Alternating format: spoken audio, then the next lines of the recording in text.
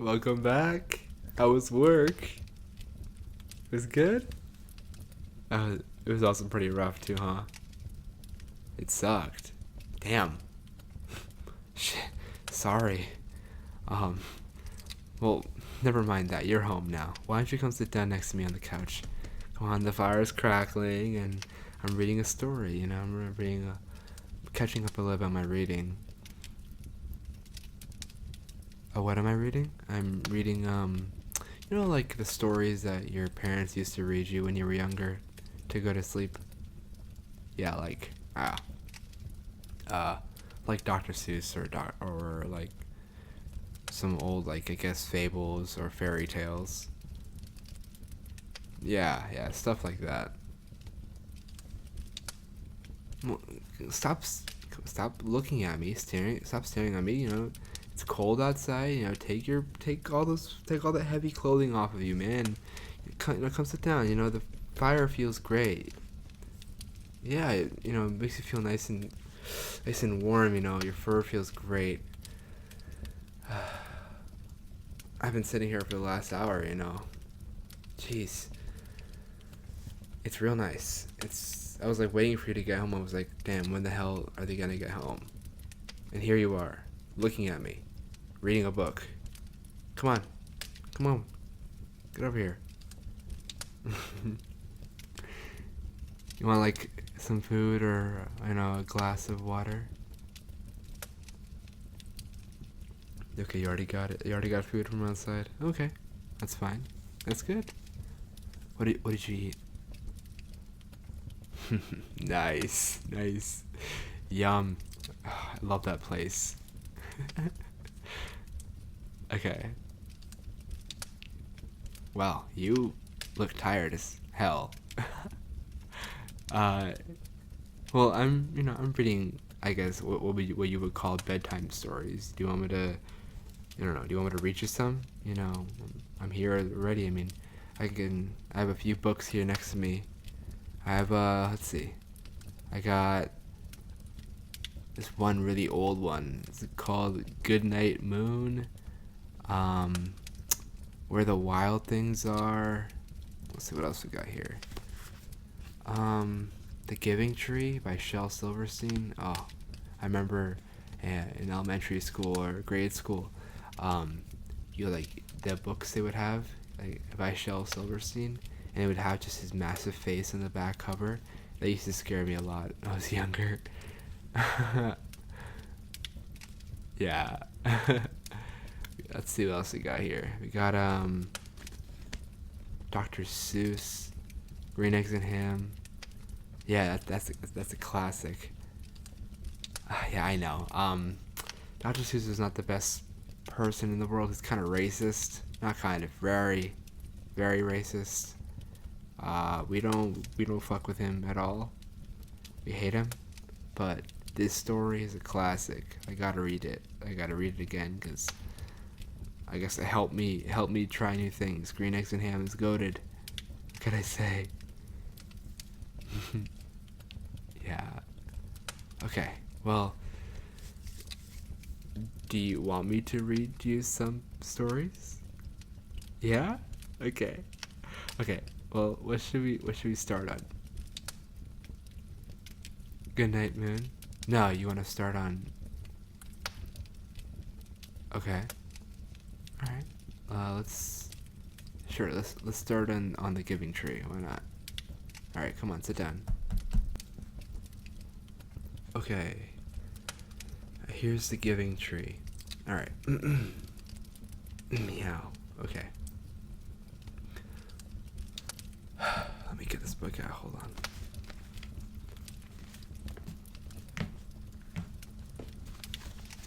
All right. Here's a picture of Shel Silverstein. Check it out. All right. The Giving Tree by Shel Silverstein.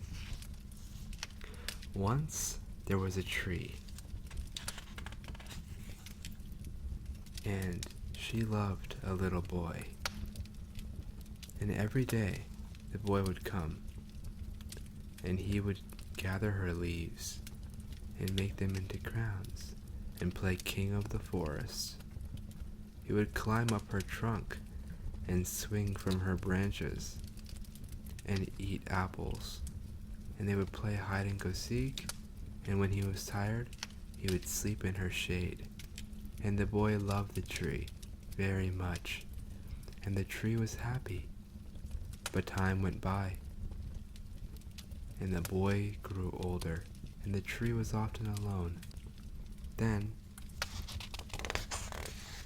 one day, the boy came to the tree, and the tree said, "Come, boy, come and climb up my trunk, and swing from my branches, and eat apples, and play in my shade, and be happy."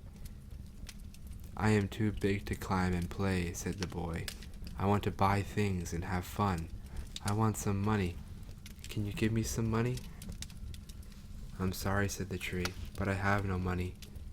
I have only leaves and apples. Take my apples, boy, and sell them in the city. Then you will have money, and you will be happy." And so the boy climbed up the tree and gathered her apples and carried them away, and the tree was happy. But the boy stayed away for a long time, and the tree was sad. Then one day, the boy came back, and the tree shook with joy. She said, "Come, boy, climb up my trunk, and swing from my branches, and be happy." "I am too busy to climb trees," said the boy. "I want a house to keep me warm," he said. "I want a wife, and I want children, and so I need a house. Can you give me a house?" "I have no house," said the tree. "The forest is my house. But you may cut off my branches and build a house. Then you will be happy." And so the boy cut off her branches and carried them away to build his house. And the tree was happy. But the boy stayed away for a long time again. And when he came back, the tree was so happy. She could hardly speak. "Come, boy," she whispered. "Come and play." "I am too old and sad to play," said the boy. "I want a boat that will take me far away from here. Can you give me a boat?" "Cut down my trunk and make a boat," said the tree. "Then you can sail away and be happy." And so the boy cut down her trunk and made a boat and sailed away. And the tree was happy, but not really. And after a long time, the boy came back again and said, "Oh, I'm sorry, I read that wrong." And after a long time, the boy came back again. "I am sorry, boy," said the tree, "but I have nothing left to give you. My apples are gone. My teeth are too weak for apples," said the boy. "My branches are gone," said the tree. "You cannot swing on them." "I am too old to swing on branches," said the boy. "My trunk is gone," said the tree. "You cannot climb." "I am too tired to climb," said the boy. "I am sorry," sighed the tree. "I wish that I could give you something, but I have nothing left. I am just an old stump. I am sorry." "I don't need very much now," said the boy. "Just a quiet place to sit and rest. I am very tired." "Well," said the tree, straining herself up as much as she could. "Well, an old stump is good for sitting and resting. Come, boy, sit down and rest." And the boy did, and the tree was happy. The end. Did you like that one? Yeah? I know, I really enjoy Shel Silverstein's stories. I know he usually just writes poems, like short ones, but stories like these, they really have a very important part in my heart. And, they teach me things, and they've taught a lot of different people different things. I think the moral of this story was, I guess, stay close to your roots. And that's not a tree pun at all. I mean, like, you know, think of when you were younger and you used to play around the neighborhood with kids, right? And there would always be that one tree that you would climb, or that one electrical box that you would hang out at. I mean, it's the same thing in this story. The boy came to the tree almost every day and hung out with that tree. It was like the boy's best friend.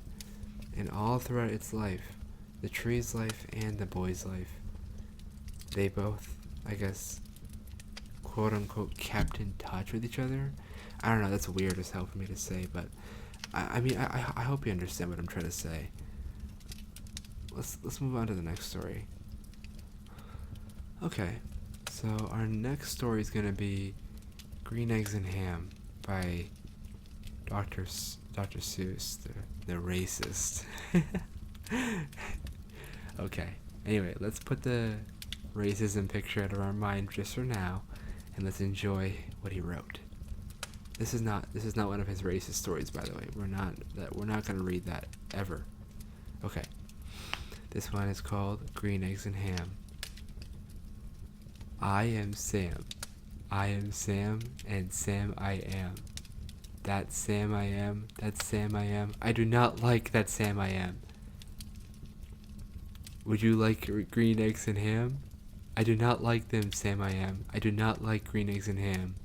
Would you like them here or there? I would not like them here or there. I would not like them anywhere. I do not like green eggs and ham. I do not like them, Sam I am. Would you like them in a house? Would you like them with a mouse? I do not like them in a house. I do not like them with a mouse. I do not like them here or there. I do not like them anywhere. I do not like green eggs and ham. I do not like them, Sam I am. Would you eat them in a box? Would you eat them with a fox? Not in a box, not with a fox, not in a house, not with a mouse. I would not eat them here or there. I would not eat them anywhere. I would not eat green eggs and ham. I do not like them, Sam I am. Would you? Could you? In a car? Eat them, here they are. Oh my god, this is so funny. I guess as an adult, I'm reading this again, and it seems so silly, Sam I am just seems like a total bitch, right? He's so persistent, and he's annoying I am Sam. And honestly, if I was I am Sam, I would kill this dude. I would kill Sam I am. I can't take this, dude. I would kill his ass. Sorry.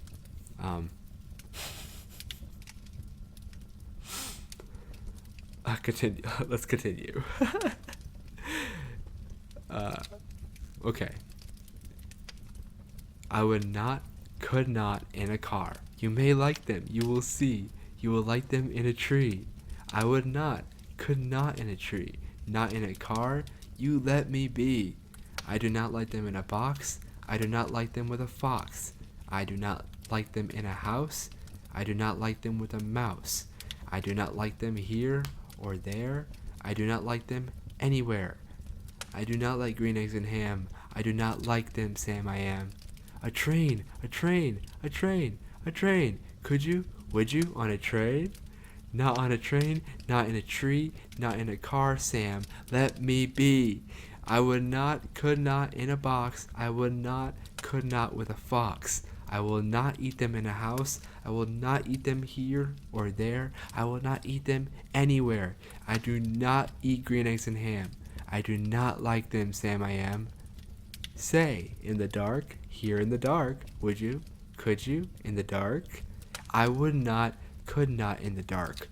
Would you, could you in the rain? I would not, could not in the rain. Not in the dark, not on a train, not in a car, not in a tree. I do not like them, Sam, you see. Not in a house, not in a box, not with a mouse, not with a fox. I would not eat them here or there. I do not like them anywhere. You do not like green eggs and ham? I do not like them, Sam I am. Could you, would you, with a goat? I would not, could not with a goat. Would you, could you, on a boat?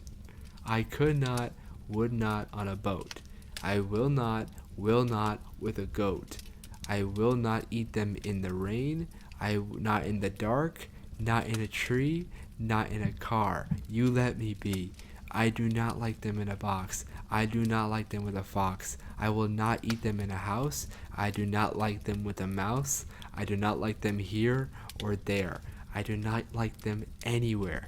I do not like green eggs and ham. I do not like them, Sam I am. You do not like them, so you say. Try them, and you may. Try them, and you may, I say. Sam, if you let me be, I will try them. You will see. And I am Sam tries them. Say, I like green eggs and ham. I do. I like them, Sam I am. And I would eat them in a boat. And I would eat them with a goat. And I will eat them in the rain, and in the dark, and on a train, and in a car, and in a tree. They are so good, you see. So I will eat them in a box, and I will eat them with a fox, and I will eat them in a house, and I will eat them with a mouse. And I will eat them here and there. Say, I will eat them anywhere. I do so like green eggs and ham. Thank you, Sam I am. Yay! Oh man, I love that story. It's so funny because all this time I am Sam just doesn't want to try this new thing, and when he tries it, he ends up liking it. It's so funny. What did you think of it? You really enjoyed it? I know. It's classics like these, it just, even as an adult, we're like, wow, that's so amazing, Ah, God. They don't make stories like these anymore. Nowadays, it's just brain rot shit. You got Cocomelon nowadays. Fuck. Okay, well, I think that's my favorite story so far. It's just so silly, Okay, what's next? Let's do Where the Wild Things Are. Wow, I can't even imagine how many times my parents have read this book to me. I mean, not to the point where I guess, memorized it, but I'm familiar with the story. But, still, I begged them to read it to me because this is my favorite story when I was younger. And it holds up, So, Where the Wild Things Are is by this author named Maurice Sendak. So, let me start it. The night Max wore his wool suit and made mischief of one kind and another, his mother called him Wild Thing, and Max said, I'll eat you up. So he was sent to bed without eating anything. That very night, in Max's room, a forest grew, and grew, and grew until his ceiling hung with vines, and the walls became the world all around. And an ocean tumbled with a private boat for Max, and he sailed off through night and day, and in and out of weeks, and almost a year, to where the wild things are. And when he came to the place where the wild things are, they roared their terrible roars, and gnashed their terrible teeth, and rolled their terrible eyes, and shoved their terrible claws, till Max said, Be still, and tamed them with the magic trick of staring into all their yellow eyes without blinking once. And they were frightened, and called him the most wild thing of all, and made him king of all wild things. And now, cried Max, let the wild rumpus start. And here they are, they're dancing, having a grand old time, climbing trees, causing mischief. Now stop, Max said, and sent the wild things off to bed without their supper. And Max, the king of all wild things, was lonely, and wanted to be where someone loved him best of all. Then all around from far away across the world, He smelled good things to eat, so he gave up being king of where the wild things are. But the wild things cried, "Oh, please don't go. We'll eat you up. We love you so." And Max said, "No." The wild things roared their terrible roars, and gnashed their terrible teeth, and rolled their terrible eyes, and showed their terrible claws. But Max stepped into his private boat and waved goodbye, and sailed back over a year, and in and out of weeks, and throughout a day, and into the night of his very own room, where he found his supper waiting for him, and it was still hot. Yay! We did it! It's such a good book. It's amazing. It really just shows how much your mind can, I guess, explode with creativity. Max was a total nuisance to his parents, causing mischief in the house. And, he got to see how things were as a leader or as a king of something. He didn't like it too much. He wanted to be he wanted to be where someone loved him, which is his own home, and not where the wild things were. So that's a beautiful story. What did you think of it?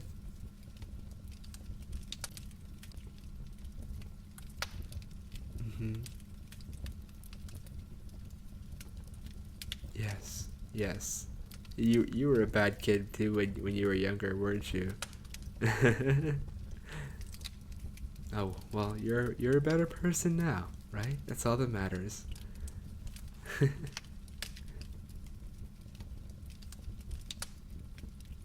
What's next? Okay, so the next one is gonna be a friend of mine actually recommended it to me. Their name is Clover, and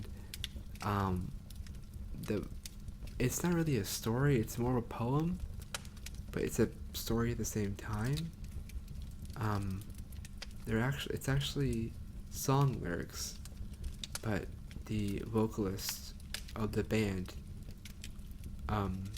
she actually kind of reads it out at like it's a poem, and the song is called "Talk to Her," and it's by the Marias, but the entire song reads out like a poem, and I'm gonna read that to you because it's one of my favorite poems I've read in a long time.